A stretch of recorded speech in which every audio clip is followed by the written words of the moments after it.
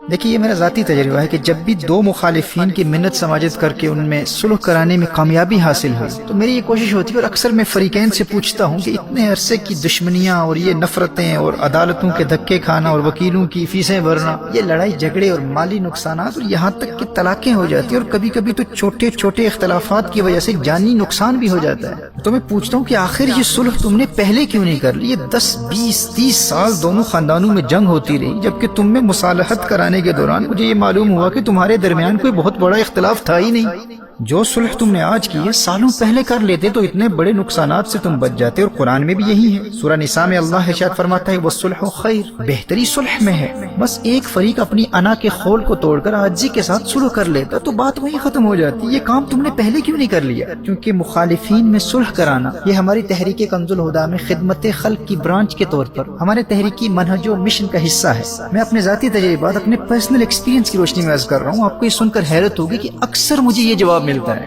کہ ان نقصانات کا علم ہمیں بھی تھا اور ہم کب کے صلح کر لیتے، لیکن کوئی صلح کرانے والا ہی نہیں تھا۔ اگر کوئی خلوص و محبت کے ساتھ کسی ایک فریق کی حمایت و پاسداری نہ کرتے ہوئے غیر جانبدارانہ رویے کے ساتھ پہلے صلح کروا دیتا تو ہم یہ برسوں کے اختلافات اور زندگی کے 10 20 30 سال کی نفرتوں اور مالی نقصانات سے بچ جاتے۔ ہم کیوں نہ صلح کرتے؟ مسئلہ یہ تھا کہ کوئی صلح کروانے والا ہی نہیں تھا۔ محترم احبہ، آپ اس سے اندازہ لگا سکتے ہیں کہ اسلام میں صلح کروانے والے کو اتنا بلند مقام و مرتبہ کیوں حاصل ہے۔ نبی کریم صلی اللہ تعالی علیہ وآلہ وسلم نے ارشاد فرمایا افضل الصدقۃ اصلاح ذات البین۔ امام طبرانی اور بزار نے اس روایت کو نقل کیا ہے۔ نبی کریم صلی اللہ تعالی علیہ وآلہ وسلم نے ارشاد فرمایا سب سے افضل صدقہ آپس میں صلح کرانا ہے۔ اور سنن نبی داؤد کی روایت ہے، نبی کریم صلی اللہ تعالی علیہ وآلہ وسلم نے ارشاد فرمایا الا اخبرکم بافضل من درجۃ الصیام والصلاۃ، کیا میں تمہیں ایک ایسا عمل نہ بتا دوں جس کے ثواب کا درجہ روزے اور نماز کے ثواب سے بھی زیادہ ہے؟ قالوا بلی، صحابہ علیہم رضوان عرض کرتے ہیں جی ارشاد فرمائیے۔ نبی کریم صلی اللہ علیہ وآلہ وسلم نے ارشاد فرمایا اصلاح ذات البین،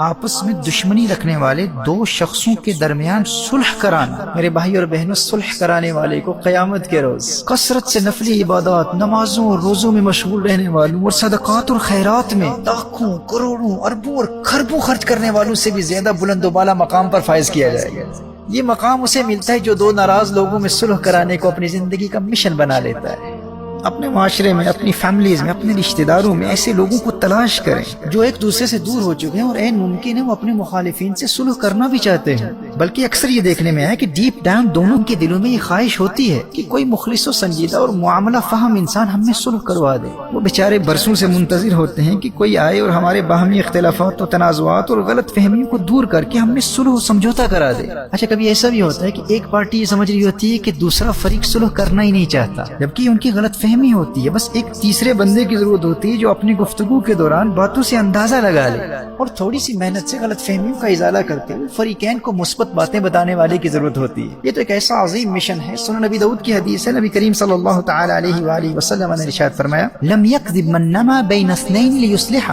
وہ آدمی جھوٹا نہیں ہے جو باہم لڑنے والوں کے درمیان صلح کرانے کی کوشش کرے اور اس سلسلے میں خیر و بھلائی کی باتیں پہنچائے، اچھی باتیں کرے، یعنی دو مخالفین میں صلح کرانے کے لیے، دلوں کو ملانے کے لیے اگر کوئی جھوٹ بھی بولے تو وہ بھی معاف ہے۔ میرے دوستو، ایک ایسے تیسرے مخلص بندے کی ضرورت ہوتی ہے، بس آپ اپنے معاشرے میں وہ تیسرا فریق بن جائیں۔ ایسے ناراض لوگوں کو تلاش کریں، وہ آپ کے منتظر ہیں، وہ ضرورت مند ہیں۔ جس طرح ایک غریب کو پیسے کی ضرورت ہوتی ہے، ایک بھوکے کو کھانے کی ضرورت ہوتی ہے، اسی طرح مخالفین کو صلح کروانے والوں کی ضرورت ہوتی ہے۔ اور حدیث شریف میں نبی کریم صلی اللہ تعالی علیہ وآلہ وسلم کے فرمان کے مطابق سب سے بڑا صدقہ ان ضرورت مندوں کی ضرورت پوری کرنا ہے۔ دیکھیے، اگر آپ غریب ہیں اور آپ کے دل میں بھی یہ خواہش ہے کہ آپ کا شمار بھی صدقہ دینے والوں میں ہو، تو آج یہ ارادہ کر لیں، بلکہ اپنی ذات کو صلح کروانے والی ایک تحریک بنا لیں، اسے اپنی زندگی کا مشن بنا لیں۔ اپنی حیثیت کے مطابق اپنی فیملیز میں، اپنے رشتہ داروں میں ناراض لوگوں کو تلاش کریں، ماضی کے ان دوستوں کو تلاش کریں جو آج ایک دوسرے سے ناراض ہو چکے ہیں، ناراض بھائیوں کو تلاش کریں، ایک دوسرے سے دور ہو جانے والے میاں اور بیوی کو تلاش کریں جن کے بچوں کی زندگیاں برباد ہو رہی ہیں، اور والدین علیحدہ گھروں میں برسوں سے منتظر ہیں کوئی صلح کرائے، رشتہ دار تماشا دیکھ رہے ہیں کوئی صلح کروانے والا ہی نہیں ہے۔